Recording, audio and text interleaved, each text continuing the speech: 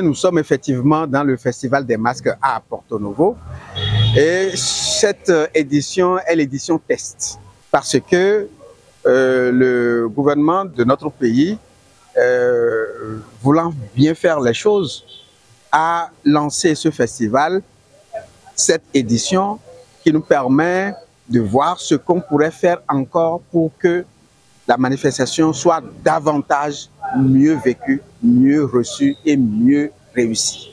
Cette manifestation, le Festival des masques, a pour objectif principal de révéler nos traditions par l'intermédiaire des masques.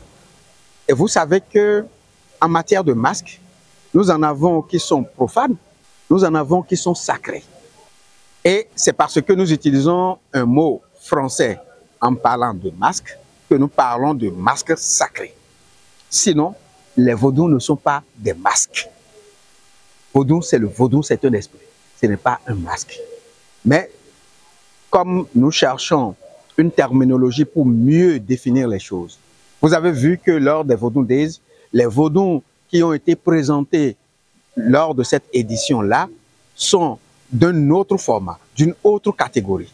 Mais ici, à Porto Novo, dans le Festival des masques, nous avons d'autres vaudous qui sont révélés avec des masques profanes également. Ces masques-là seront positionnés sur des places à Porto Novo. Nous avons 3 places à Porto Novo. La place Mégan, la place Lokossa et la place Abessan. Sur ces places, les différents masques qui sont aussi bien de l'intérieur que de l'extérieur, parce que nous avons des masques qui nous sont venus de Ouagadougou. Nous avons des masques qui sont également venus du nord de notre pays et partout dans le pays. Ces masques-là vont s'exprimer et montrer aux populations, les nationaux comme les étrangers, ce que on appelle masque. Ce qu'ils savent faire, la danse, l'exhibition, les chants, les panégyriques, les prières. C'est ça qu'ils vont montrer. Et 2, 3 et 4. Mais le 4, c'est-à-dire le dimanche, il y aura la grande procession des masques. C'est-à-dire, il y aura une sorte de parade où les masques vont montrer leur richesse en matière d'accoutrement, en matière d'exécution des rythmes, en matière d'exécution des pas de danse et en matière de présentation. Et cela va se passer sur le boulevard Lagunaire.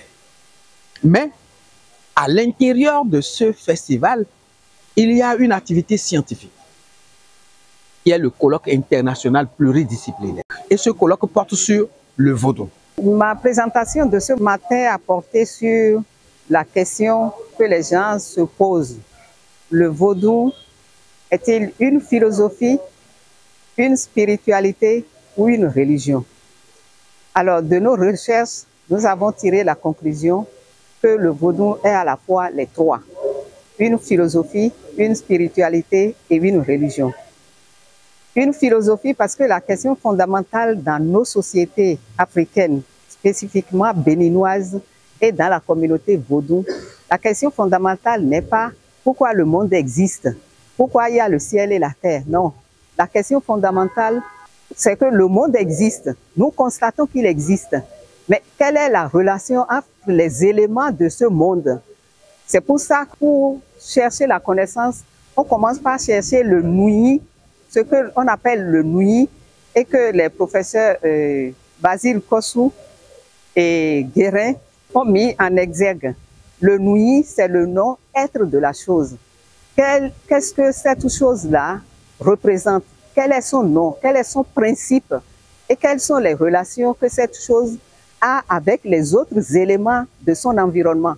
C'est à partir de là qu'est née la spiritualité et la recherche de cette connaissance a donné la religion. Quand les gens ont compris qu'il y a un être, parce que le monde ne peut pas exister ex nihilo, ils ont trouvé que c'est Mao, c'est Bolissa qui a créé le monde. Et ce Mahou est le grand C. Il est en même temps le premier des vaudous. Et ce C a donné une partie de lui-même. Et il a mis cette partie-là dans chaque élément, animé ou inanimé. C'est pour ça que n'importe quoi que vous prenez dans la nature et vous faites quelque chose en invoquant son nom-être, le message passe. Donc, en cherchant le nom-être et son principe, ils ont trouvé que le Mahou, qu'ils appellent aussi Segbolissa, le grand C, a en partage quelque chose avec nous. Mais le message ne tombe pas directement. Le message est transmis par Fa. Et Fa transmet le message à l'homme, soit directement par une consultation, soit indirectement par le vaudou. Donc, il y a un autre auteur de Souza qui a dit que Fa est la fille aînée du dieu Mahou et il a communiqué, il a demandé à Fa de communiquer aux hommes leurs desseins, ce qu'ils pensent d'eux et comment ils aimeraient que les gens se comportent. Alors, cette image de vaudou, le mal satanique et tout, un auteur a même dit que c'est un... Ils ont commencé par dire que c'est un fétiche. Et un auteur a dit que s'il n'y a pas de fétiche, il n'y a pas d'Afrique. Donc, tout ce qui est africain est du fétichisme. Cette idée est venue principalement des missionnaires chrétiens qui, en évangélisant les gens, ont voulu d'abord détruire ce qui les unit, ce qu'ils ont de plus profond. Quand vous voulez convaincre quelqu'un, si vous agissez sur le mental de la personne, vous arrivez plus facilement à maîtriser cette personne. Et comme l'a dit Béyonvi, paix à son âme, il a dit quand l'esclavage n'est plus devenu rentable, les gens ont imaginé la colonisation. Donc, ils sont venus s'installer, au lieu de déporter les gens, ils sont venus s'installer chez nous. Et à partir de là, ils ont organisé toute la destruction mentale, culturelle, psychologique de l'homme noir. Et à partir de là, on leur a démontré par A plus B que ce qu'ils adorent ne sont pas des dieux. Il y a même un autre auteur qui a dit que le vaudou n'est pas adossé sur une grande civilisation et qu'il y a de religions que des religions issues des grandes civilisations. Donc, ce que nous avons ici, c'est rien que du totémisme parce que nous avons des totems et les totems ne sont pas des dieux. Alors, pour corriger l'image, il faut partir de la racine. Je crois qu'il faut commencer par introduire dans nos écoles, déjà à l'école primaire, commencer par éduquer nos enfants à nos réalités culturelles. Il y a une école du Fa qui a été ouverte au Togo. J'aimerais que les Béninois fassent de même. Il y a déjà une école pareille dans l'Ouémé, je crois. J'aimerais que dans toutes les écoles, à partir de l'école primaire, qu'on commence par expliquer à nos enfants que le vaudou, il n'y a pas que du mal dans le vaudou. C'est vrai qu'il y a des parties manipulables.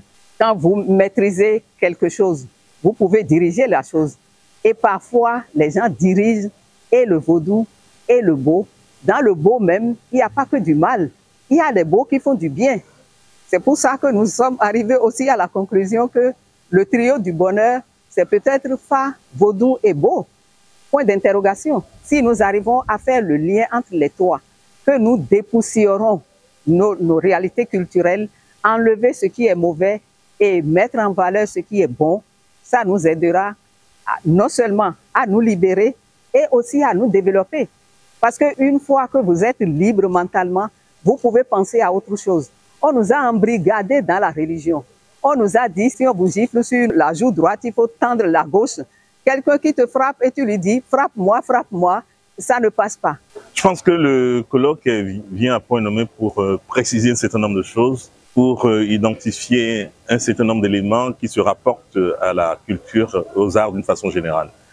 Alors, le thème du colloque, c'est les traces du vaudou dans les arts des sociétés post-esclavage.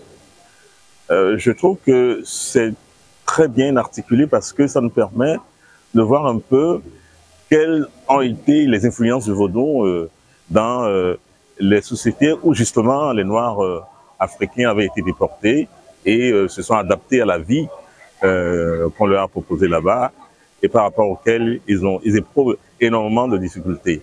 Il se trouve que quand ils ont été déportés, le vaudou a été disons, l'un des éléments qui leur a permis d'être forts, d'exprimer leur résilience par rapport à la souffrance qu'on leur a imposée.